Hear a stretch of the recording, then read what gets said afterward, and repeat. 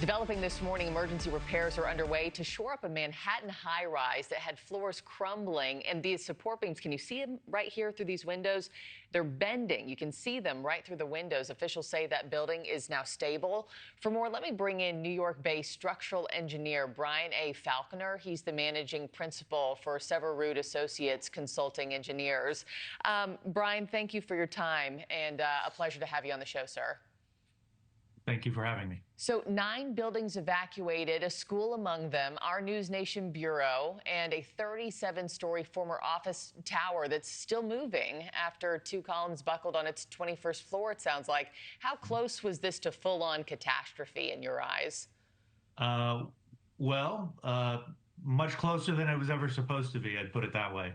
That columns in buildings aren't supposed to buckle, and they're not supposed to buckle like that. And the fact that they did, definitely showed that there was a very large risk. And that's exactly why the neighborhood was evacuated by the fire department and the Department of Buildings. And it's still not clear what actually caused these columns to buckle, but typically, what does cause this kind of damage to a high-rise like this? Well, it's unusual for this to happen in a high-rise, but anytime a column buckles, it's because it took on more load than it could carry. So basically, the columns that were there weren't strong enough to carry the load that was applied to them, so they began to buckle. But, buildings, because of how they're put together, have some resilience or redundancy. Mm-hmm. And though there was a lot of deformation, the loads were able to travel around other parts of the building to other columns that could take the load, and that's why we didn't have a collapse. And just so everybody knows, these are live images coming from our affiliate Chopper that's flying over this building right now. Brian, I know this is a 1970s era office building that's undergoing one of the largest, office to apartment conversions the city has ever seen. Could it simply come down to adding residential load is not what this building was made for back in the 70s? Well, for a one-to-one swap, that shouldn't have been an issue because residential loads are actually lighter than office loads are. The floor-to-floor heights of an office building are higher than the floor-to-floor heights in a residential building. So there's plenty of room for ductwork and conduits and piping. But when you add things to buildings or you in other ways alter the buildings, that's what can happen. Not add by change from office to residential, but by adding floors onto the building, you're adding load. But that can be planned for, that can be reinforced for. It's actually done pretty frequently in New York. Walk me through the fix here. I mean, how do you fix this without bringing the whole building back down and keeping all of those buildings that had to evacuate yesterday from staying evacuated? What's the fix from here?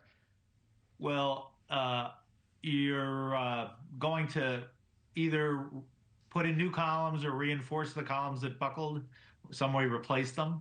Or you could also put in additional capacity in other locations, other columns, and put in what we call transfer girders that would take the loads out of those spots in the building and transfer it elsewhere. So that would resolve sort of the collapsing issue.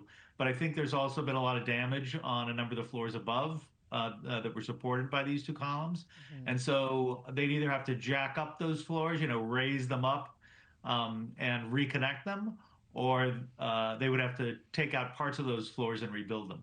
I obviously don't fully know what goes into that, but it sounds like a massive undertaking in the middle of Manhattan. And I also keep thinking, Brian, just about these units that were supposed to become apartment units. I don't know if any of them were accounted for yet, by buyers or renters. But what would you need to see as a structural engineer to sign off on those being safe moving forward and the entire building and surrounding being safe?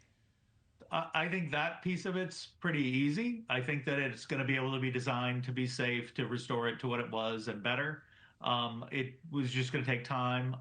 It's, whenever you do these things, there are codes that you have to apply, and the codes in New York City are very strict. So the design for that should be fine, and the construction of that should be fine. I'm sure it's also going to be watched more closely because it's had this event. So there'll be more and more eyes on it. But it's going to take time. Thank you for watching. Subscribe below and download our NewsNation app right now on your phone, and you will get fact-based, unbiased news for all Americans.